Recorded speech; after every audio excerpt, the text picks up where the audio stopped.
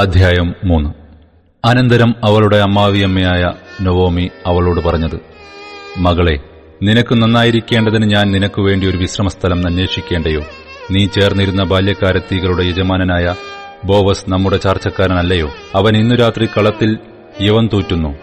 ആകയാൽ നീ കുളിച്ച് തൈലം പൂശി വസ്ത്രം ധരിച്ച് കളത്തിൽ ചൊല്ലുക. അയാൾ തിന്നു കുടിച്ചു കഴിയും വരെ നിന്നെ കാണരുത്. ഉറങ്ങുവാൻ പോകുമ്പോൾ അവൻ കിടക്കുന്ന സ്ഥലം മനസ്സിലാക്കി ചെന്ന് അവന്റെ കാലിന്മേലുള്ള പുതപ്പ് പൊക്കി അവിടെ കിടന്നുകൊള്ളുക.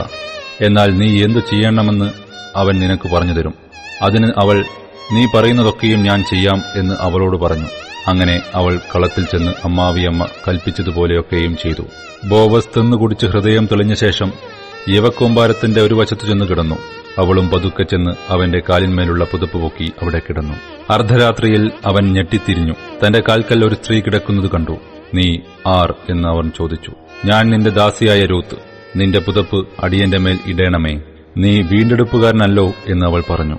അതിന് അവൻ പറഞ്ഞത്, മകളെ, നീ യഹോവയാൽ അനുഗ്രഹിക്കപ്പെട്ടവൾ. ദരിദ്രന്മാരോ ധനവാന്മാരോ ആയ ബാല്യക്കാരെ നീ പിന്തുടരാതിരിക്കയാൽ ആദ്യത്തേതിൽ അധികം ദയ ഒടുവിൽ കാണിച്ചിരിക്കുന്നു. ആകയാൽ മകളെ, ഭയപ്പെടേണ്ട. നീ ചോദിക്കുന്നതൊക്കെയും ഞാൻ ചെയ്തു തരാം. നീ ഉത്തമ സ്ത്രീ എന്ന് എന്റെ ജനമായ പട്ടണക്കാർക്ക് എല്ലാവർക്കും അറിയാം. ഞാൻ നിന്റെ വീണ്ടെടുപ്പുകാരൻ എന്നത് സത്യം തന്നെ. എങ്കിലും എന്നേക്കാൾ അടുത്ത ഒരു വീണ്ടെടുപ്പുകാരനുണ്ട്. ഈ രാത്രി താമസിക്ക. നാളെ അവൻ നിനക്ക് വീണ്ടെടുപ്പുകാരന്റെ മുറ നിവർത്തിച്ചാൽ കൊള്ളാം. അവൻ നിവർത്തിക്കട്ടെ. വീണ്ടെടുപ്പുകാരന്റെ മുറ നിവർത്തിപ്പാൻ അവന് മനസ്സില്ലെങ്കിലോ? യഹോവയാണ്, ഞാൻ നിനക്ക് വീണ്ടെടുപ്പുകാരന്റെ മുറ നിവർത്തിച്ചു തരും.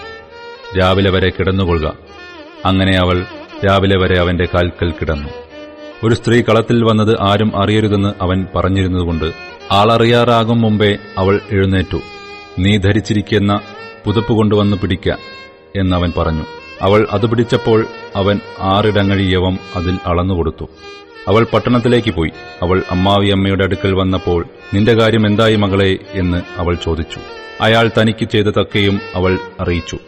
അമ്മാവിയമ്മയുടെ അടുക്കൽ വെറും കൈയായി പോകരുത് എന്ന് അവൻ എന്നോട് പറഞ്ഞു. ഈ 6 ഇടങ്ങഴി യവവും എനിക്ക് തന്നു എന്ന് അവൾ പറഞ്ഞു. അതിന് അവൾ, എന്റെ മകളെ, ഈ കാര്യം എന്താകുമെന്ന് അറിയുവോളം നീ അനങ്ങാതിരിക്ക. ഇന്ന് ഈ കാര്യം തീർക്കും വരെ അയാൾ സ്വസ്ഥമായിരിക്കയില്ല എന്ന് പറഞ്ഞു.